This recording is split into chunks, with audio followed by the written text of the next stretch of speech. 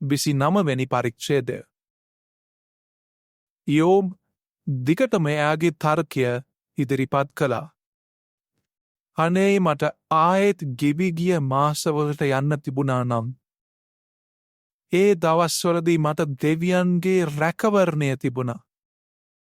ඔහුගේ පහන මගේ හිසට ඉහලින් දැල්වුණා. ඔහු දුන්න ආලෝකය නිසා මම අඳුර මැදින් ගමන් කළා.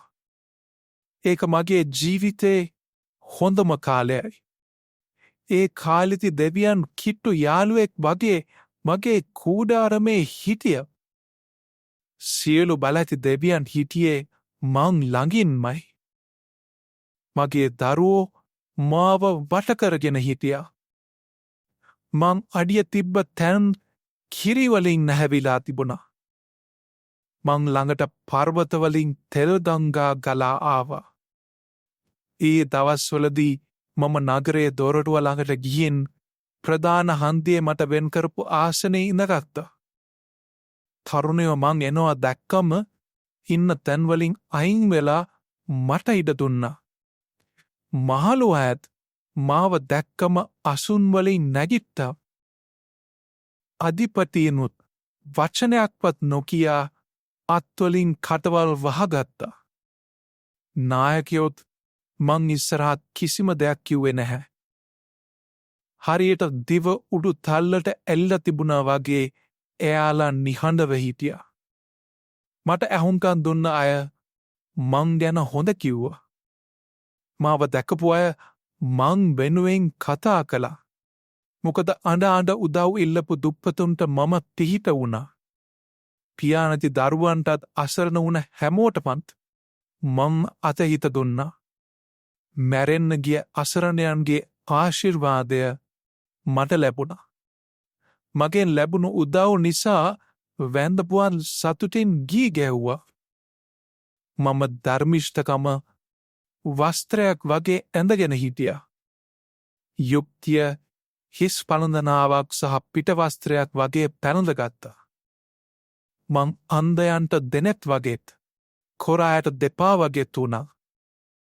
තුප්පොතාට මං පියෙක් වුණා. නාන්දුරන අයගේ නඩුත් මම සාධාරණව විනිශ්චය කළා.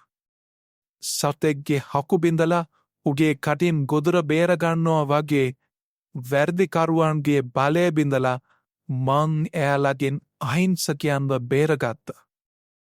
ඒ කාලෙදි මම හිතුවේ මගේ අන්තිම හුස්ම පොදත් මං හෙලන්නේ මගේම ගෙදරදි කියලයි. බැලි කැට වගේ ගණන් කරන්න බැරිතරම් දවස් ගානක් මං ජීවත්වේ කියලයි. මං හිතුවේ මං රෑපුරාම පින්නෙන් තෙමන අතුතියන දියවුල්පත් වෙනකල්ම මුල් බැහැපු කහක් වගේ වෙයි කියලයි. මගේ ගෞරවය හැමදාටම පවතී කියලත් මගේ දුන්න කවදාවත් පහතර දාන්න වෙන එකක් නැහැ කියලත් මං හිතුවා. ජනයා මං උපදෙස් දෙනකල් ආසාවෙන් බලන් හිටියා. මං ආවාද දෙනකල් නිහඬව හිටියා. මං කතා කළාට පස්සේ එයාලට කියන්න කිසිම දෙයක් තිබුණේ නැහැ. මගේ වචන එයාලගේ කනට වැටුනේ හරියට හෙමිහිට වැටෙන වැහිපොද වගේ. වැස්ස ඇදහැලෙනකල් බලන් ඉන්නෝ වගේත් වසන්ත කාලයේ වැසි වැටෙනකල් බලන් ඉන්නෝ වගේත් එයාලා මං යනකල් ආසාවෙන් බලන් හිටියා.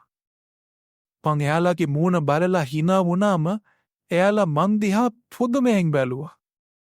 මගේ හිනාව දැකලා එයාලට ලොකු සහනයක් දැනුණා.